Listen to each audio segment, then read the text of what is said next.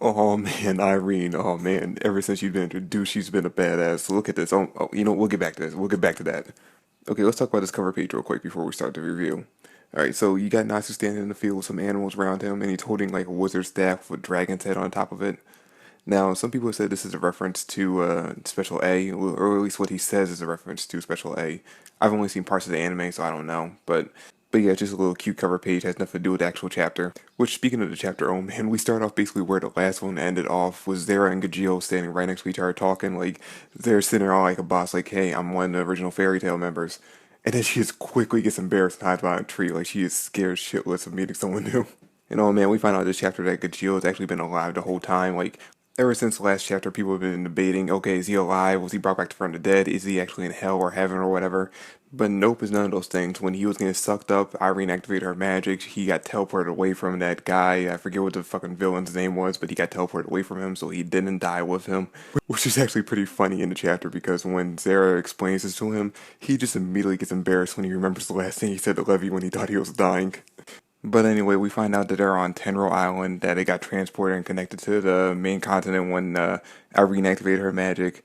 They decide, okay, well, you know what, we're both Fairy Tail members, which, by the way, they actually explain how Zara's alive right now, or at least how she's back. When Mavis got revived, for some reason, her mind got reset or something, so Zara was able to come back, but she says as soon as Mavis remembers her and remembers everything about her, she's going to disappear again. Which, if anyone else was writing Fairy Tail, I would believe it hands down, like no question whatsoever. As at the end of this arc, Zera's going to disappear again. But this is Hero. Come on, I mean, it's Hero Mashima. He's not going to take her away. I mean, there would be no point in bringing the character back just to take her away again. Which, has me thinking: is she actually back as like a ghost, like she was in Fairy Tail Zero, or is she actually alive now? They're on the island. That's where her body was buried. And, Hero likes to bring back characters that we thought were dead and just, say, hey, fuck it, they're alive again. So who knows, maybe she was brought back to life. I mean, technically in Fairy Tail Zero, she was a ghost. Like, he could just pull some bullshit saying, hey, since her ghost body aged, when she was revived, her body was revived as the way her ghost body was when it disappeared. I don't know. I just have a feeling he's not going to bring her back just to take her away again at the end at the end. There's no way it's going to happen. Unless Mavis dies too again, there's no way this is going to happen. But after that, we got to check in with all the other main characters from Fairy Tail, Natsu, Lucy, Happy, and all of them. They met up with Gray, Juvia, and Urza, and they decided, okay, we got to go look for the guild or whatever. And then we check in quickly with Irene, which is, oh my god, after last chapter when she was in the castle of Magnolia, oh my, she destroyed all the guards. She took care of everyone. The king was like, yo, you can do whatever you want with me, but just leave my daughter alone. And she's like, okay, fuck you, and she turned the princess into a mouse. And then asked him, hey, even though she's a mouse, are you still gonna love her? And he's like, of course, she's my daughter, which, it was kind of weird.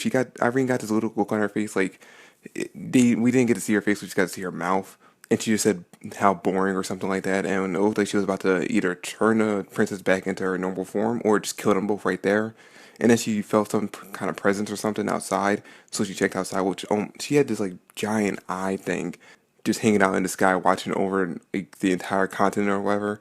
And that's where she sees Urza and with all of them. And she's immediately like, oh my god, scarlet hair, can it be? And that's the last time we see her. Then we check in with the rest of the guild, and they're just having an all-out battle against the army that was approaching them last chapter.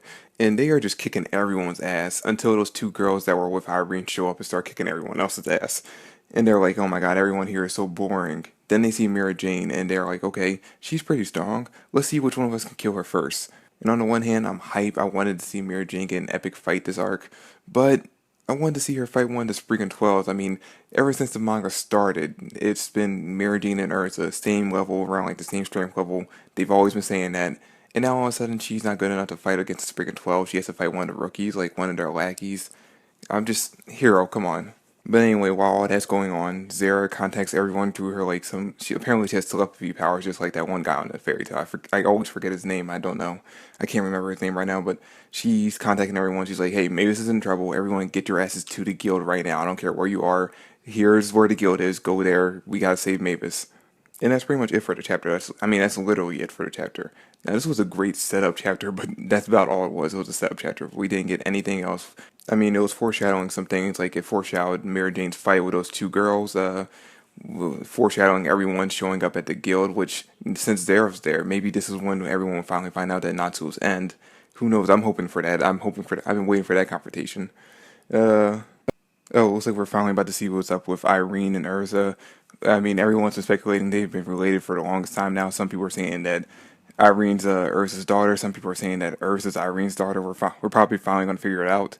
I'm hoping for it being Irene as Urza's mom, just because that'd be more epic to see those two face off against each other. Maybe see Irene find out that her daughter's alive, thinking she's been dead this whole time. I don't know. But anyway, that's it for the review. Thank you for watching. I hope you enjoyed. And tell me what your theories are. Like, what's going to happen with Zera at the end of this arc, at the end of the series? Is she going to just go back to being a ghost? Is she going to go back to, disappearing again? And what do you think Urza and Irene's relationship is? I mean, do you think Urza's the daughter? Do you think Irene's the daughter? Hell, I saw a comment saying that maybe they're cousins or maybe they're sisters. But yeah, that's all for this review. Thanks for watching. I hope you enjoyed. If you did, give the video a like, subscribe to the channel, and look out for more fairy tale reviews and other comic reviews in the near future.